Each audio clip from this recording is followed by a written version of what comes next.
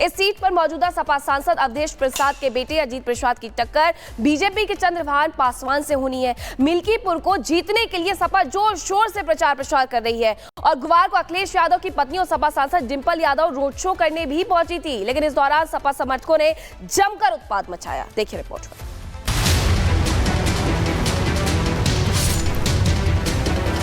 तो गुंडई के तो पार्टी है, गुंडे समझो चाहे रोड शो समझो। सड़क पर बिखरे मोमोज, सफाई करता बेबस लाचार दुकानदार और एक के ऊपर एक गिरी पड़ी बाइकें। तस्वीरें अयोध्या के मिल्कीपुर विधानसभा सीट की है, जहां गुरुवार को सपा सांसद डिंपल यादव रोड शो करने पहुंची थी, लेकिन सपा समर्थकों ने रोड शो की आड़ में हंगामा बरपा दिया। आरोप है कि सपा समर्थकों ने दुकानदारों से बदसलूकी की, दुकानदारों का सामान फेंक दिया, जिससे दुकानदारों में अब नाराजगी है। दुकानदारों का कहना है कि उन्हें लग रहा था कि रोड शो होगा तो बिक्री बढ़ेगी, ज्यादा से ज्यादा लोग उनके मोमोज खरीदेंगे, लेकिन मोमोज तो किसी ने नहीं खरीदा, ऊपर से सब कुछ तहस नहस जरूर कर दिया। मोमोज मेरा सब पलट गया, चटनी गिर गई, गैस निकल गई, सब हो गई, चूल्हा गड़बड़ हो गया, मेज टेबल भी टूट गया। कितने का नुकसान हो गया? कम से कम 2000 रुपए हमारा नुकसान हुआ। सपा समर्थकों ने जिन लोगों की गाड़ियां गिरा दी, वे लोग भी गुस्से में दिखाई दे रहे हैं। कुछ लोग तो सपा समर्थकों को गुंडे बदमाश बता रहे हैं और पार्टी पर भी सवाल उठाए हैं। तो गुंडई के तो पार्टी है, तो उसमें और क्या होगा? जो लोग आएंगे उसी तरह के रहेंगे, उसी मानसिकता के लोग रहेंगे। जितने दुकानें हैं सब उस पे धक्का मुक्की करके कहीं डिब्बा तोड़ दिए, कहीं ठेला गिरा दिए, सब गाड़ियाँ गिर गई। कम से कम गाड़ियाँ 2-3 गाड़ियाँ इधर इकट्ठे टूट गई। आप अपनी रैली करिए, अच्छी बात है, सब चीज़ है, सही चल रहा है, लेकिन जो बीच में छोटभैया गुंडे टाइप के लोग हैं, बदतमीजी कर रहे थे, अगला मना कर रहा है, तब भी उस पर धक्का दे दिए, गिर गए। ये क्या है? सारी गाड़ियाँ तोड़ डाले, गाड़ियाँ गिरा दी। गुरुवार को डिंपल यादव के रोड शो के दौरान सपा समर्थकों की तरफ से किए गए बवाल और हंगामे में दुकानदारों को हजारों रुपए का नुकसान हुआ। दुकानदारों में गुस्सा है और वो लोग कह रहे हैं कि सपा समर्थकों को ऐसा नहीं करना चाहिए। Bureau report, Republic Bharat. और आपको बताएं, पुंछ में जहां 2 पाकिस्तानी आतंकियों को ढेर कर दिया गया है, लश्कर से जुड़े 2 आतंकवादियों को मुठभेड़ में मार गिराया गया है। मारे गए आतंकियों से हथियार बरामद हुए हैं। बड़ी बात यह है कि एलओसी के जरिए घुसने की कोशिश, इन्फिल्ट्रेशन करने की कोशिश जो है इनकी तरफ से की जा रही थी और इन 2 आतंकियों को ढेर मुठभेड़ में कर दिया गया। तो बड़ी जानकारी इस वक्त पुंछ में 2 पाकिस्तानी आतंकियों को मार गिराया गया। गुरसिमरन सहयोगी इस खबर पर जानकारी के साथ जुड़ रहे हैं। गुरसिमरन, किस तरीके से पूरी कार्रवाई हुई है? हाँ, आतंकियों का एक गुट जिसमें कि 3 से 4 लश्कर तोयबा के आतंकी थे, उन्होंने घुसपैठ करने की कोशिश की। भारतीय सेना ने एक इत्तला के बाद जो है ऑपरेशन लॉन्च किया, जिसमें कि 2 आतंकियों को सुरक्षा बलों ने अब तक मार गिराया है। आतंकियों के शव बरामद कर लिए गए हैं। इन आतंकियों के पास से 3 AK-47 राइफल्स मिली हैं।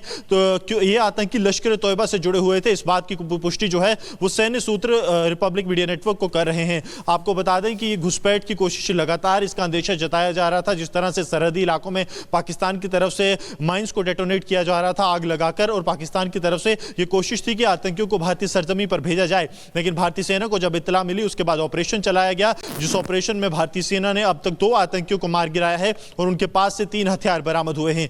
ये इसलिए भी बेहद ज्यादा महत्वपूर्ण है क्योंकि लगातार जम्मू कश्मीर पुलिस की तरफ से भी इस बात।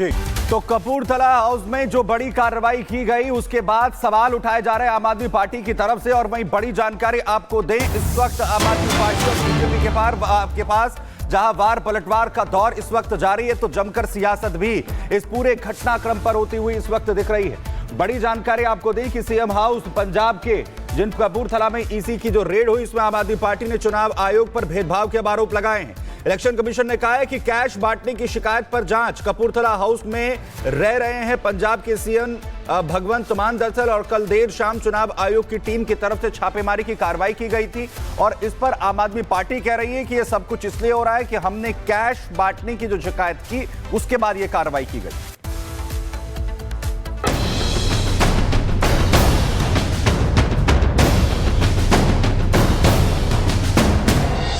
कपूरथला भवन में रेड, शुरू हुई सियासी परेड। कैश होने की मिली शिकायत, किस पर अब आई नई आफत। दिल्ली चुनाव में रोहिंग्या से शुरू हुआ राजनीतिक विवाद 24 घंटे पहले तक यमुना के किनारे पहुंचा था, लेकिन बीती शाम कपूरथला भवन में दिल्ली की राजनीति एक नए स्तर पर पहुंच गई। देर शाम कपूरथला भवन में उस समय हलचल बढ़ी जब चुनाव आयोग की टीम अचानक वहां पर आ धमकी। चुनाव आयोग की टीम का कहना है कि उन्हें कपूरथला भवन में कैश होने की शिकायत मिली। चुनाव आयोग को CVI GIL ऐप के जरिए शिकायत मिली। शिकायत मिलने के बाद टीम कपूरथला भवन पहुंची, लेकिन उसकी एंट्री आसान नहीं थी। पूरे परिसर में हंगामे जैसे हालात हो गए। टीम बार बार कोशिश कर रही थी कि वो किसी भी तरह भवन के अंदर दाखिल हो जाए, लेकिन कोई फायदा नहीं हुआ। सी विजिल ऐप के ऊपर मैम, इसके अलावा भी कहीं से शिकायत की गई आप लोगों को? नहीं, सी विजिल पे ही कंप्लेंट आई है मामले में की गई थी शिकायत कि मनी डिस्ट्रीब्यूशन हो रहा है यहाँ से।